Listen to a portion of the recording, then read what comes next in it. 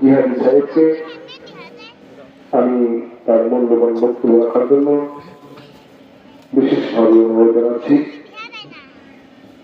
আমি জানাই তোরা পাশে আবারও বলি, তোরা পাশে ঘোরাফেরা করছেন, মেহরবানি করে আল্লাহর ঘরের জন্য মেহরবানি করে রহমতের জায়গায় চলে আসো।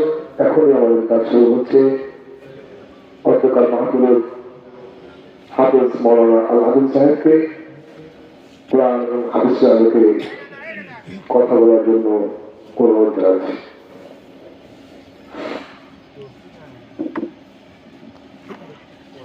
হ্যালো, আসসালামু আলাইকুম ওয়া রাহমাতুল্লাহি ওয়া বারাকাতুহু।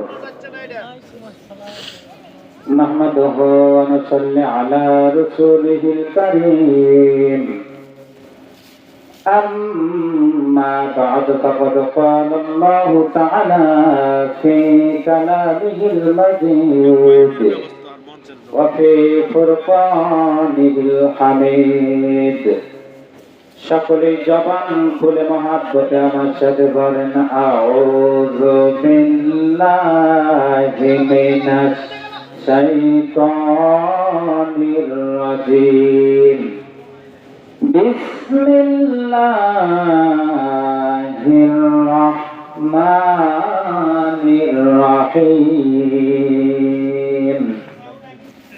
আল্লাযীনা ইউমিনুনা বিল গায়বি ওয়া ইউকিমুনাস সালাতা ওয়া মিম্মা রাযাকনাহুম ইনফিকুন। وقال رسول الله صلى الله عليه وسلم من بنانا الله بيتا مسجدا فقد بنانا الله كان معي في الجنة. وقال الله تعالى إن الله وملائكته يصلون على النبي يا أيها الذين آمنوا صلوا عليه وسلموا تسليما. اللهم صل على مولانا محمد وعلى آله রসুলনা। বাকালোহা সোজা হবে পোড়াইলে তা আভরে, বাকা মানুষ হবে সোজা যখন যাবে কবরে। আল্লাহুম্মা সাল্লি আলা মাওলানা মুহাম্মদ ওয়া আলা আলি রাসূলুনা মুহাম্মদ। ঐতিহ্যবাহী বাবলিদহ মধ্যপাড়া জামে মসজিদের উন্নতিকল্পে আয়োজিত বিরাট তাফসীরুল কোরআন মাহফিলের সম্মানিত সভাপতি বাবলিদহ পশ্চিম পাড়া জামে মসজিদের খতিব হাফেজ মৌলানা আলী নওয়াজ খন্দকার সাহেব এবং সহসভাপতিত্বে আছেন জনাব মোহাম্মদ মুখতার হোসেন ফতুল। প্রধান অতিথি আলহাজ মৌলানা রুহুল ইসলাম খান ও এম আকবর আলী। প্রধান বক্তা, দ্বিতীয় বক্তা, তৃতীয় বক্তা সকল আলোচকদের উপরে সামনে বসে আছেন ইসলাম প্রিয়, দিন প্রিয়, ধর্ম প্রিয়, কোরআন প্রিয়, আল্লাহ প্রিয় মুমিন মুসলমান ভাই এবং বন্ধুরা। পর্দার আড়ালে আছেন মা এবং বোনেরা, সকলের প্রতি আমার আরো একবার মহাব্বতের সালাম। আসসালামু আলাইকুম ওয়া রাহমাতুল্লাহি তাআলা ওয়া বারাকাতুহু। সকলে কেমন আছেন? ভালো রেখেছেন কে? আল্লাহ পাক। তাহলে আমরা সর্বপ্রথম যে ভালো রাখলেন সে আল্লাহর দরবারে একেবারেই হৃদয় থেকে মনটা নরম করে শুকরিয়া আদায় করি, সকলে করে নেই আলহামদুলিল্লাহ। আরো একবার করি আলহামদুলিল্লাহ। দরুদ এবং সালাম পাঠ করি সাইয়্যিদুল মুরসালিন শাফিউল মুজরিমিন রাহমাতাল লিল আলামিন। যার প্রিয় আল কোরআন, যারা কোরআন পড়বে, কোরআন মানবে, কোরআন অনুযায়ী নিজের জীবনকে পরিচালিত করবে, আমার আল্লাহ তাআলা তাদেরকে ইহকালে কল্যাণ পরকালে কল্যাণ দান করবে। সুবহানাল্লাহ বলেন। সেই শ্রেষ্ঠ নবীর উপর আল কোরআন নাযিল হয়েছে, আমরা খুশি না বাবা? যদি খুশি হয় তাহলে হৃদয় ইমান ভালোবাসা উজাড় করে নবীর উপর দরুদ এবং সালাম পাঠ করি, সকলেই পড়ি সাল্লাল্লাহু আলাইহি ওয়াসাল্লাম। আলহামদুলিল্লাহ পড়ছি, খুশি হন কে? দরুদ শরীফ পড়ছি, খুশি হয়েছেন কে? রাসূল মুহাম্মদ রাসূলুল্লাহ সাল্লাল্লাহু আলাইহি ওয়াসাল্লাম। আর কোরআন হাদিস প্রমাণ দেয়, যারা আল্লাহ এবং আল্লাহ রাসূলকে খুশি করে মারা যাবে, আল্লাহ পাক তাদের কবরে রাখার সাথে সাথে কবরটা প্রসারিত করে দিবে। সুবহানাল্লাহ বিহামদিহি। এবং কবরটার সাথে সাথে জান্নাতের বাগান হয়ে যাবে। আলহামদুলিল্লাহ। সম্মানিত ভাইরা আমার, আপনারা জানেন আজকে কোন উদ্দেশ্য নিয়ে জালসা? জানেন আপনারা? বাঙালিত ঐতিহ্যবাহী মধ্যপাড়া জামে মসজিদের উন্নতি কল্পে আয়োজিত এই মাহফিলে যারা এখানে আসবে বসবে, আল্লাহর পক্ষ থেকে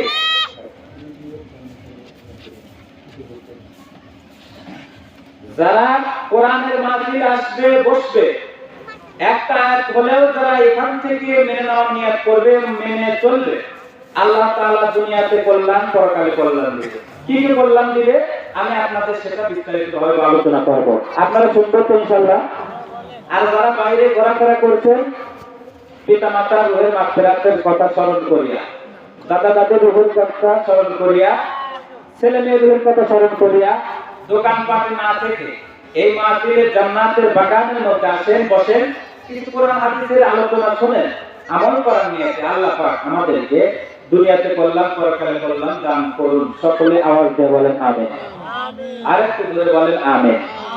আমি আপনাদের সামনে সূরাতুল বাকারা, কোন সূরা?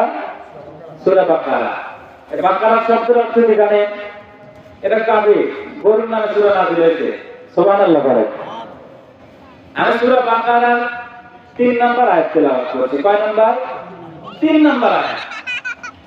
অসংখ্য অগণিত বিশ্বনবীর হাদিস থেকে আমি আপনাদের সামনে বুখারী শরীফ, মুসলিম শরীফ, তিরমিজি শরীফ থেকে একটা হাদিস পড়ছি। একটা আয়াত এবং একটা হাদিসে রেফারেন্স কিছু আলোচনা করব। এটা আপনারা শুনবেন তো? আলোচনা করব, আমরা সকলেই বোঝার চেষ্টা করব, আমল করার চেষ্টা করব। আল্লাহ পাক সকলকে সেই তৌফিক দান করুন। সকলেই বলেন আমিন। সম্মানিত ভাইরা আমার, তাহলে আল্লাহ পাক সূরা বাকারা, বাকারাতুন শব্দের অর্থ এইটা হলো, বাকারাতুন এর অর্থ হলো বকনা বাছুর গাভী। গরুর নামে আল্লাহ পাক সূরা নাযিল করেছেন, কিন্তু গরুর নামে সূরা নাযিল করেছেন ঠিকই, এই উপকার পাবে কারা? গরু না মানুষ? করে বলেন কারা পাবে? গরুর নামে সূরা নাযিল হয়, মৌমাছির নামে সূরা নাযিল হয়েছে, পিপিলিকার নামে সূরা নাযিল হয়, এরপরে যতগুলো প্রাণীর নামে সূরা নাযিল হয়েছে, মানুষের নামে সূরা নাযিল হয়, কাফেরদের নামে সূরা নাযিল হয়, এরপরে মুনাফিকদের নামে সূরা নাযিল হয়, মুমিনদের নামে সূরা নাযিল হয়। এই সকল সূরাগুলো নাযিল করেছেন আল্লাহ তাআলা বনের পশু পাখির লাভের জন্য না মানুষের লাভের জন্য? এটা হলো মানুষের ইনসান, এটা মানুষের লাভের জন্য আল্লাহ পাক এই পবিত্র কোরআনের আয়াতগুলো, কোরআনের সূরাগুলো নাযিল করে দিয়েছেন। আমার ভাইরা, গরুর নামে সূরা নাযিল হলেও এইটা উপকার পাবে একমাত্র মানুষ। যারা বলেন কারা? মানুষ জাতি পাবে। যদি আপনি এই সূরা বা আয়াত আপনি মেনে চলেন, কোরআনের আয়াত যদি আপনি মেনে চলেন, তাদের আল্লাহ পাক বলেন বান্দাগুলো যারা কোরআন এবং হাদিসের আয়াতগুলো মেনে চলবে, আমি আল্লাহ পাক তাদেরকে দুনিয়াতে কল্যাণ পরকালে কল্যাণ দিয়া জান্নাতের উচ্চ মাকাম দান করে দেব। একটু আওয়াজ দিয়ে বলেন সুবহানাল্লাহ। আর একটু জোরে বলেন সুবহানাল্লাহ। সম্মানিত ভাইরা আমার, সূরা বাকারার 3 নম্বর আয়াত কি বলে আমরা শুনি? আল্লাহ পাক এখানে বলেন আল্লাযীনা ইউমিনুনা বিল গায়বি, যারা অদৃশ্য বিষয়ের উপরে, অদৃশ্য যেগুলো দেখা যায় না, অদৃশ্য বিষয়ের উপরে যারা ঈমান আনবে, যারা বিশ্বাস করবে। অদৃশ্য বিষয় আপনারা বুঝছেন তো কি? অদৃশ্য ফেরেশতাদের দেখা যায় না, রাসূলকে দেখা যায় না, আল্লাহকে দেখা যায় না। তাহলে অদৃশ্য বিষয়ের উপরে যারা বিশ্বাস করে, আমরা তো নিজেরা করি না? জরুরি করি না? আমরা আল্লাহর ফেরেশতাদেরকে না দেখে বিশ্বাস করি, এরপরে পরকালের ভিতরে আমাদেরকে জান্নাত দিবেন, জাহান্নাম দিবেন, এটা আমরা না দেখে বিশ্বাস স্থাপন করেছি। জোরে বলেন ঠিক কিনা? আল্লাহকে না দেখে আমরা বিশ্বাস করেছি। সুতরাং আল্লাহ তাআলা এখানে বলেন আল্লাযীনা ইউমিনুনা বিল গায়ব, যারা অদৃশ্য বিষয়ের উপরে বিশ্বাস স্থাপন করে, যারা অদৃশ্য বিষয়ের উপরে ঈমান আনে। আল্লাহ পাক আবার বললেন ওয়াইকিমুনাস সালাতা, আর যারা নামাজকে প্রতিষ্ঠিত করে, নামাজকে যারা কায়েম করে, অদৃশ্য বিষয়ের উপরে যারা ঈমান আনবে এবং যারা নামাজকে কায়েম করবে, সালাতকে আদায় করবে। আবার আল্লাহ পাক বলেন ওয়া মিম্মা রাযাকনাহুম ইনফিকুন। জোরে বলেন আল্লাহু আকবার। আল্লাহ তাআলা বলেন নামাজকে প্রতিষ্ঠিত করবেন, আর আমি আল্লাহ তাআলা তাদেরকে রিজিক দান করেছি, সেখান থেকে আমি আল্লাহর পথে তারা ব্যয় করে দেবে। আওয়াজ দিয়ে বলেন সুবহানাল্লাহ। আমাদেরকে সম্পদ দিয়েছেন কে? আল্লাহ। সেই সম্পদ থেকে ওয়া মিম্মা রাযাকনাহুম ইনফিকুন, এই সম্পদ দিয়েছেন আল্লাহ পাক। এই সম্পদ থেকে আমাদেরকে আল্লাহর পথে ব্যয় করার কথা বললেন। আমার ভাইরা ও আমার বাবাজিরা, তাহলে এই যে মাহফিল হচ্ছে, এটা হলো আল্লাহর ঘর মসজিদের মাহফিল। যারা বলেন কিসের মাহফিল? আল্লাহর ঘর মসজিদের মাহফিল হচ্ছে। আমাদের সাধ্য অনুযায়ী আমরা এখানে কিছু টাকা দেব, আমরা দিয়ে সহযোগিতা করব। যদি আমরা আল্লাহ দেওয়ার সম্পদ থেকে তার পথে খরচ করি, ব্যয় করি, আল্লাহ তাআলা আমাদেরকে কবরের জিন্দেগিতে রাখার সাথে সাথে কবরখানায় প্রসারিত করে দিবেন। করেন সুবহানাল্লাহ। শুধু তাই না, কবর জান্নাতের বাগান বানায় দিবে। করেন আলহামদুলিল্লাহ। এরপরে আমি আপনাদের সামনে অসংখ্য হাদিসের মধ্যে থেকে একটা হাদিস পড়ছি। আল্লাহ রাসূল বলেন মান বানানাল্লাহু বাইতান মাসজিদান ফাকাদ বানানাল্লাহু কানা মাইফুল জান্নাহ। যদি কোনো মানুষ নিজের অর্থ ব্যয় করে, টাকা পয়সা খরচ করে, যদি কোনো মানুষ আল্লাহর ঘর মসজিদ নির্মাণ করে, কি করে? নিজের টাকা পয়সা খরচ করে, ব্যয় করে যারা আল্লাহর ঘর মসজিদ নির্মাণ করে, ফাকাদ বানানাল্লাহু কানা মাইফিল জান্নাহ। আল্লাহ নবী বলেন তাদেরকে আল্লাহ তাআলা জান্নাতের ভিতরে ঘর তৈরি করে দিবেন, অট্টালিকা তৈরি করে দিবেন, বালাখানা তৈরি করে দিবেন। বলেন সুবহানাল্লাহ। তাহলে এখানে হাদিস থেকে আমরা কি বুঝলাম? এখানে হাদিস থেকে আমরা বুঝলাম যে শুধু টাকা পয়সা উপার্জন করে রেখে গেলেই চলবে না, টাকা পয়সা মজুত করে রেখে গেলেই চলবে না। এই টাকা পয়সা আমাদেরকে আল্লাহর পথে ব্যয় করা লাগবে। যদি আমরা একটা ইটের দাম কিংবা দুইটা ইটের দাম দেয়া যদি আমাদের টাকায় আল্লাহর ঘরে মসজিদ নির্মাণ হয়ে যায়, এই মসজিদে নামাজ আদায় করবে, এর এক অংশ নেকি আল্লাহ পাক আমাদের আমলনামায় দান করে দিবে। একটু আওয়াজ দেয়া বলেন সুবহানাল্লাহ। তাহলে আমাদের মসজিদ নির্মাণ করার দরকার আছে না নাই? কত জায়গায় আমরা টাকা খরচ করি, গান বাজনায় টাকা দিয়ে সহযোগিতা করি, গান বাজনায় নিরাপত্তা দেই, তাদেরকে টাকা পয়সা দেই, কিন্তু মাহফিলে আমরা টাকা খরচ করতে চাই না। এটা হলো মুনাফিকের লক্ষণ। কাদের লক্ষণ? আল্লাহর দেওয়া সম্পদ থেকে যারা আল্লাহর পথে দান করে না, যারা আল্লাহর পথে ব্যয় করে না, ওরা কোনোদিন মুমিন হতে পারে না। আর ওই সকল মানুষের ইন্তেকাল হওয়ার পরে তাদের সম্পদগুলো তাদের গলায় ঝুলানো হবে আগুনের শেকল দিয়ে। নাউযুবিল্লাহ। তাহলে আমরা এখনো যারা বাহিরে আছি, ঘোরাফেরা করছি, আপনারা সকলেই এই মুহূর্তে জালসায় আসেন, কোরআন এবং হাদিসের আলোচনা চলে। আমরা তো টাকা পয়সা খরচ করতে চাই না আল্লাহর পথে, দিনের পথে, কিন্তু সাহাবীরা বিশ্বনবী যখন যুদ্ধের ঘোষণা দিতেন, সাহাবীদের সব সম্পদগুলো রাসূলের পায়ের নিচে হাজির করত। সুবহানাল্লাহ বলেন। বাড়িতে কিছুই রাখতেন না, সব সম্পদ নিয়ে হাজির করতেন। বিশ্বনবী তাদেরকে জিজ্ঞাসা করতেন, সমস্ত সম্পদগুলো তোমরা আমি নবীকে ভালোবাসা আমি নবীর পায়ের কাছে হাজির করে দিলাম, তাহলে তোমার বাড়িতে তোমরা কি রেখে এসেছো? সাহাবীরা উত্তর দিলেন, আমার ভাইরা, সাহাবীরা উত্তর দেয়, আমাদের বাড়িতে একমাত্র আল্লাহ এবং আল্লাহর রাসূল ছাড়া কিছু রেখে আসি নাই। জোরে বলা যাবে নাকি একবার মারহাবা? আল্লাহ এবং আল্লাহ রাসূলকে তারা রেখে এসেছে, বাড়িতে কিছুই সম্পদ নাই। একটু জোরে পড়ুন, আল্লাহুম্মা সাল্লি।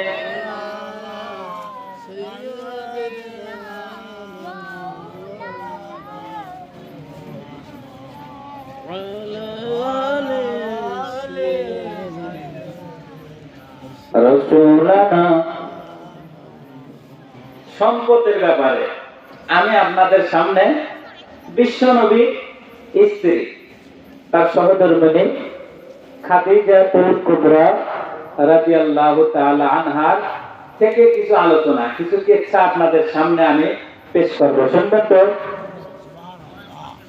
সম্মানিত ভাইরা আমার, বিশ্বনবীর সহধর্মিণী, বিশ্বনবীর প্রিয়তম স্ত্রী হযরত খাদিজাতুল কুবরা রাদিয়াল্লাহু তাআলা আনহা আর রাসূলের মধ্যে যখন বিবাহ বন্ধন আবদ্ধ হয়ে গেল, বিশ্বনবীকে খাদিজাতুল কুবরা দেখে বলেন, ইয়া রাসূলুল্লাহ, হাবিবাল্লাহ, আপনার আমার সাথে বিবাহ বন্ধনে আবদ্ধ হয়ে গেল, আপনার আমার সামনে আপনার আমার সাথে বিবাহ বন্ধনে আবদ্ধ হয়ে গেল।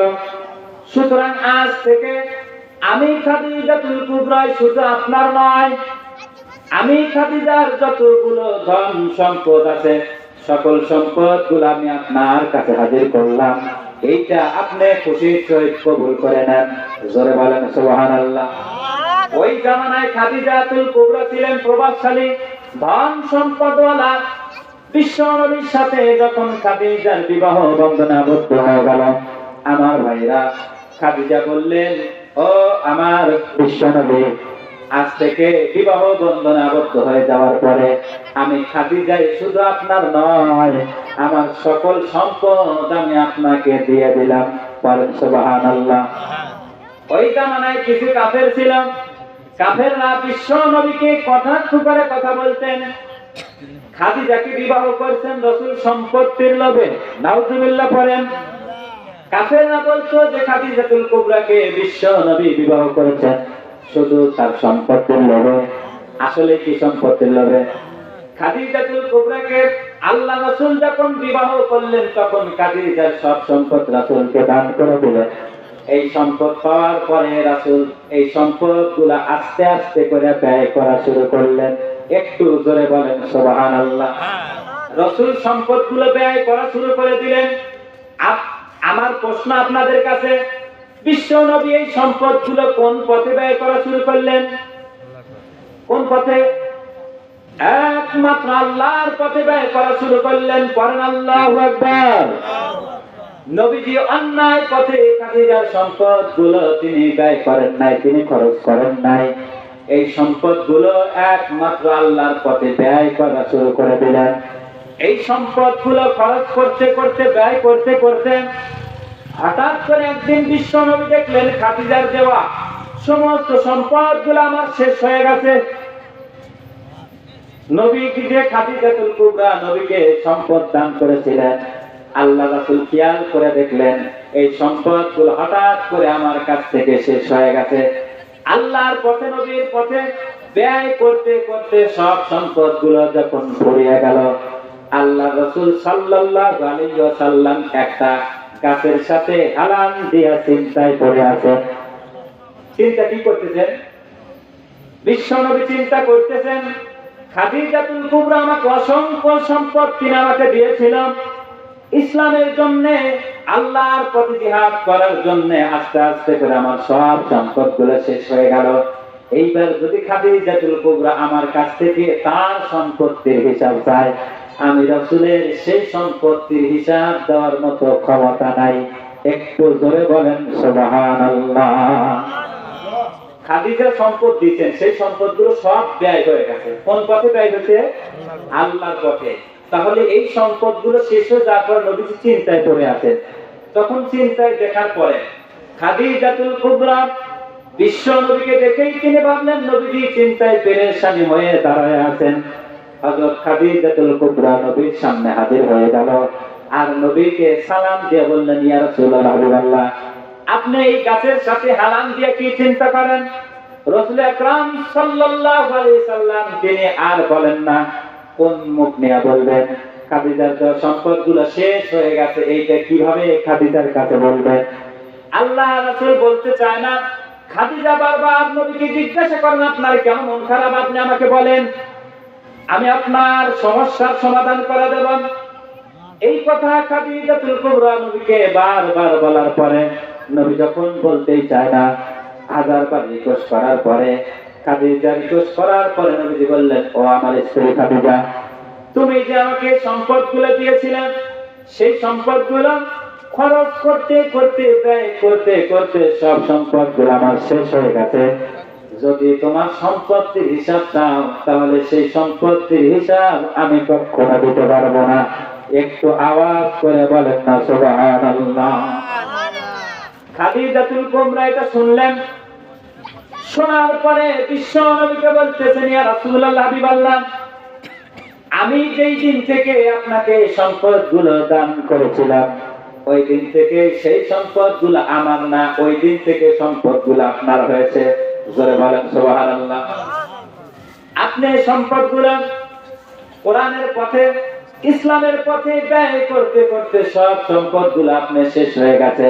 সুতরাং আপনার সম্পদ আপনি কোথায় ব্যয় করেছেন, কোন জায়গায় ব্যয় করেছেন, এটার হিসাব তো আমি খাদিজার দেওয়ার মতো কথা না। আপনার সম্পদ আপনি ব্যয় করেছেন, আমি হিসাব কেন চাইব? আল্লাহ রাসূল সাল্লাল্লাহু আলাইহি সাল্লাম অঝরে কান্না করলেন। কান্না করার পরে জিবরাইল আমিন ফেরেশতা নাযিল হয়ে গেল। আল্লাহ রাসূলকে খবর দিলেন, ইয়া রাসূলুল্লাহ, হাবিবাল্লাহ, আপনার স্ত্রী খাদিজা আপনাকে ভালোবেসে সব সম্পদ আপনাকে দান করেছে। আর এই সম্পদগুলো আপনি আল্লাহর পথে ব্যয় করেছেন। আসমানের মালিক, জমিনের মালিক, সারা দোজাহানের মালিক আল্লাহ আপনার উপরে খুশি হয়ে গেছে। জোরে কান সুবহানাল্লাহ। সব সম্পদগুলো আল্লাহর পথে ব্যয় করে দিয়েছেন। আর আমাদের এই কোরআনের আয়াত, হাদিসের আয়াত প্রমাণ দেয় আমাদের অল্প, আমাদের সামর্থ্য অনুযায়ী দান করা লাগবে। সব কি দেওয়ার কথা বলে? সব দেওয়ার কথা বলে নাই, আমাদের সামর্থ্য অনুযায়ী দান করার কথা বলে। কোরআন এটা বলে নাই তোমার সব সম্পদগুলো তুমি জালসায় দান করো। কোরআন এটা বলে নাই তোমার সব সম্পদ তুমি এতিম মিসকিনকে দান করো। বলছেন কি?